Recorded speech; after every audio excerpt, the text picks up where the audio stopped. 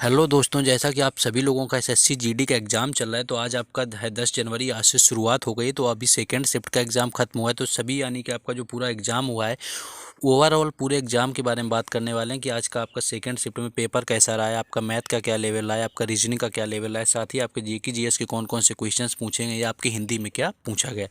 तो चलिए बिना टाइम वेस्ट के शुरू करेंगे मुझको, लेकिन उससे पहले आपको वीडियो को लाइक और चैनल को सब्सक्राइब कर लेना है। पहला क्वेश्चन देखते हैं। पहला आपका क्वेश्चन पूछा गया था कि भारत की प्रथम महिला राज्यपाल कौन सी हैं। तो सरोजिनी नायडू एक ऐसी महिला हैं जिन्हें कि भारत की स्वतंत्रता के पश्चात किसी राज्य का राज्यपाल बनाया गया है, जो कि ये आपकी उत्तर प्रदेश की राज्यपाल बनाई गई थी। और यहाँ तो सरोजिनी नायडू आपका राइट आंसर था, जो कि स्वतंत्र भारत की पहली यानी कि प्रथम महिला राज्यपाल रही हैं, जो कि आपके उत्तर प्रदेश राज्य की बनाई गई थी। नेक्स्ट क्वेश्चन हम लोग देखेंगे। नेक्स्ट आपका क्वेश्चन पूछा गया था कि भारत में किस किले की दीवार को चीन की दीवार कहा जाता है, यानी चीन की दीवार आपकी बहुत विशाल बनाई गई है। उसी आधार पर भारत की किस ऐसे किले की दीवार है जिसको चीन की दीवार से संबोधित किया जाता है।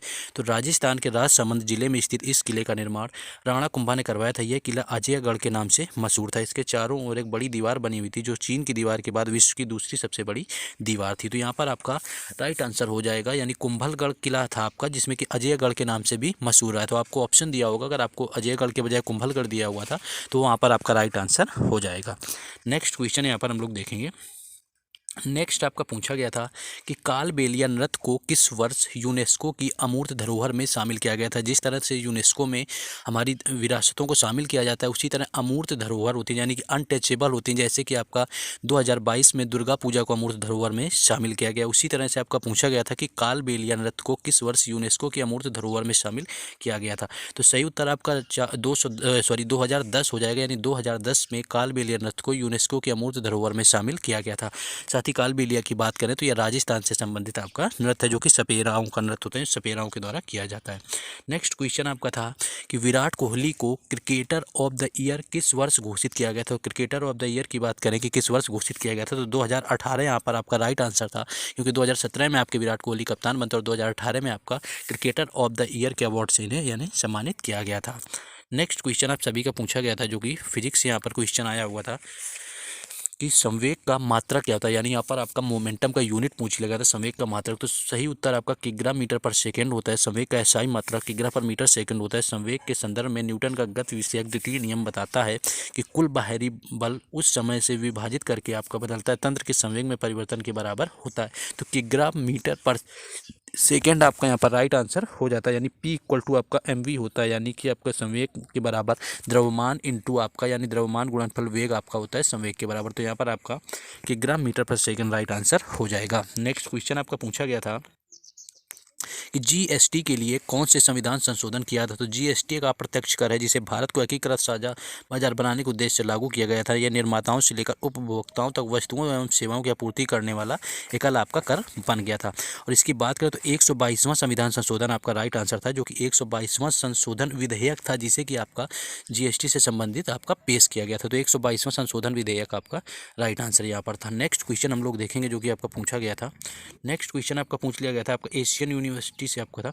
एक नेक्स्ट क्वेश्चन ये पूछा गया था कि टीएच विनायकम का संबंध किससे। तो टीएच विनायकम की बात करें कि इनका संबंध किससे है, तो इनका संबंध आपका उन्हें घटम के देवता के रूप में भी जाना जाता है। यानी जो घटम आपका एक वाद्य यंत्र होता है, जिसको पॉपुलर यानी कि लोकप्रिय बनाने का श्रेय टीएच विनायकम यानी थेटा कुटी हरिकम विनायकम को जाता है, जिन्हें विक्कू विनायकम के नाम से भी जाना जाता था।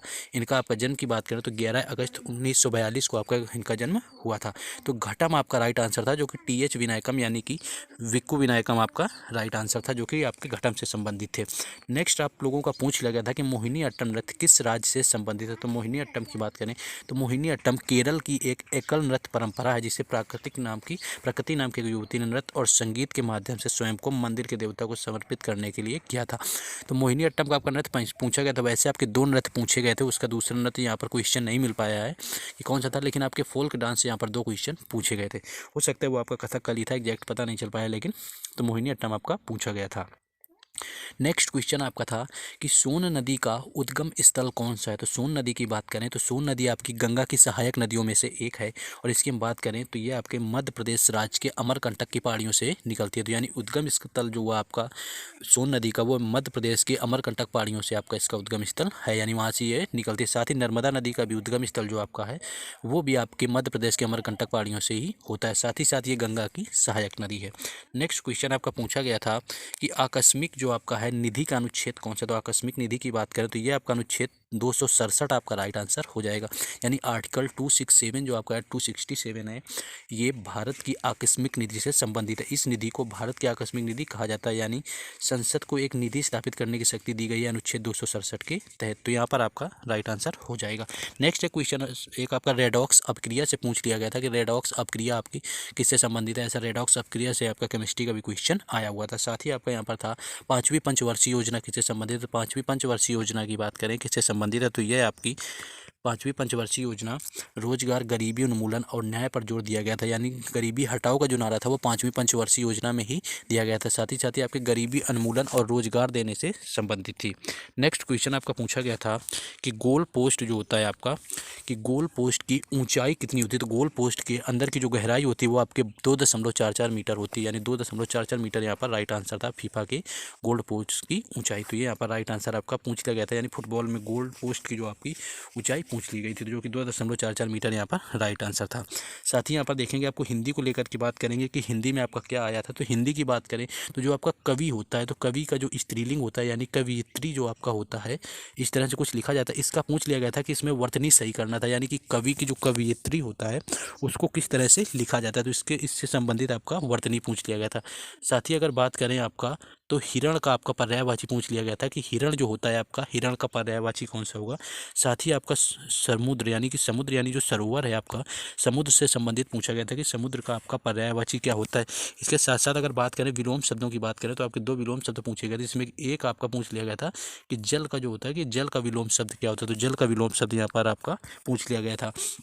साथ ही अगर हम मुहावरों की भी बात करें कि मुहावरे कौन कौन से आपके पूछे गए थे, तो मुहावरे में आपका एक मुहावरा ऊँट के मुंह में जीरा पूछ लिया गया था, जिसका मतलब होता है किसी जहाँ पर बहुत ज़्यादा आवश्यकता की चीज़ हो तो अधिक आवश्यकता के स्थान पर थोड़ी सी आपकी आपूर्ति होना। तो ये आपका मुहावरे से संबंधित था, जो कि ऊँट के मुँह में जीरा आपसे पूछ लिया गया था।